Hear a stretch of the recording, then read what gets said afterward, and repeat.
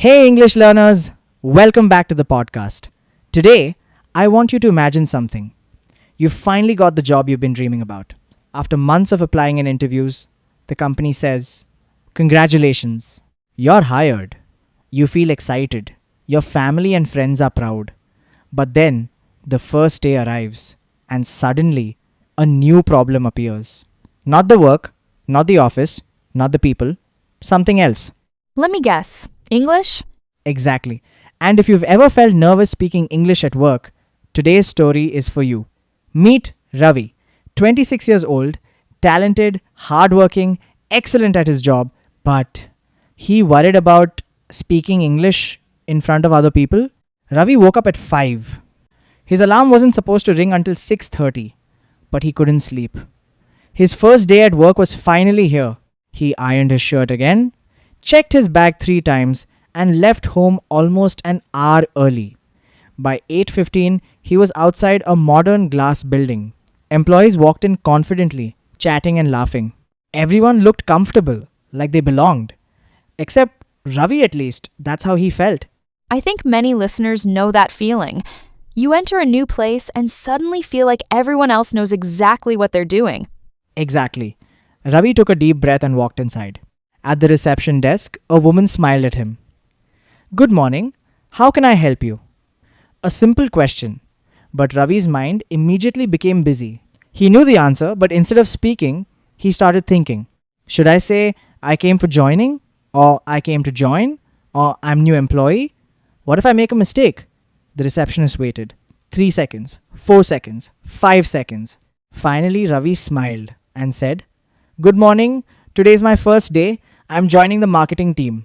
The receptionist smiled. Wonderful. Welcome to the company. That's it. No one laughed. No one judged him. The conversation lasted less than 10 seconds, but Ravi had spent 5 minutes worrying about it. So, things got better after that? For a while, Ravi met the HR manager, completed some paperwork, got his ID card, collected his laptop. Everything was going smoothly. Then came the moment he feared most.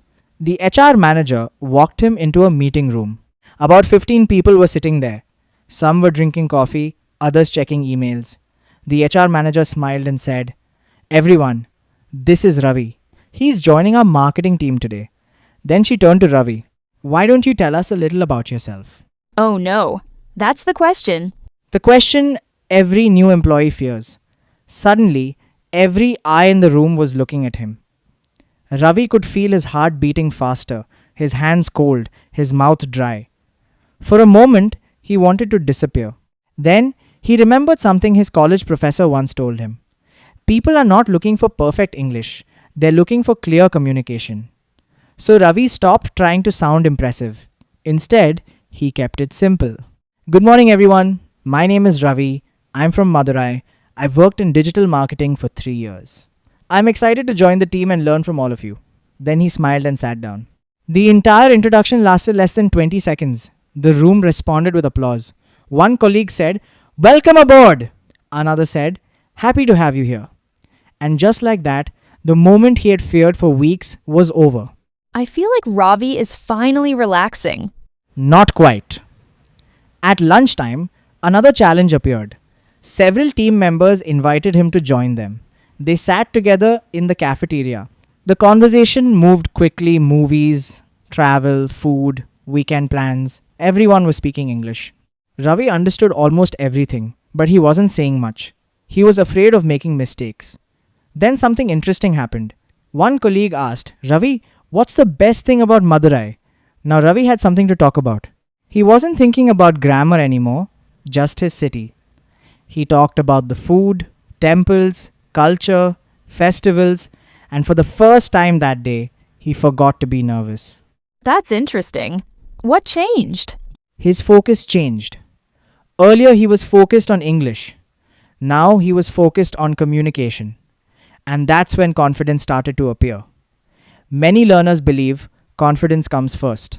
Actually, action comes first. Then confidence follows. The more Ravi spoke, the more comfortable he became. Not because his English suddenly improved, but because he stopped judging himself. By the end of the day, Ravi was tired, But he was also proud. Not because he had spoken perfect English, he hadn't. Not because he knew every word, he didn't. He was proud because he had shown up, participated, introduced himself, joined conversations, and survived the day he had feared for months. As he left the office, his manager stopped him. Great first day, Ravi. Just 6 words. But those 6 words meant everything. Ravi smiled. Thank you. And this time, there was no fear. I love this story because I think many listeners expect some magical secret, but the truth is much simpler. Exactly. Most people aren't struggling because their English is terrible. They're struggling because they're afraid of making mistakes. Remember this. Nobody expects perfection. People simply want to understand you. The next time you're nervous speaking English, don't try to impress. Don't try to sound advanced. Don't try to be perfect. Just communicate. Because confidence doesn't come before speaking. Confidence comes from speaking. One conversation at a time. If you've ever felt nervous speaking English at work, remember Ravi's story. You're not alone. And if Ravi can do it, so can you. Thank you for joining us today. Keep listening, keep learning, and most importantly, keep speaking. We'll see you in the next episode. Goodbye and happy English learning.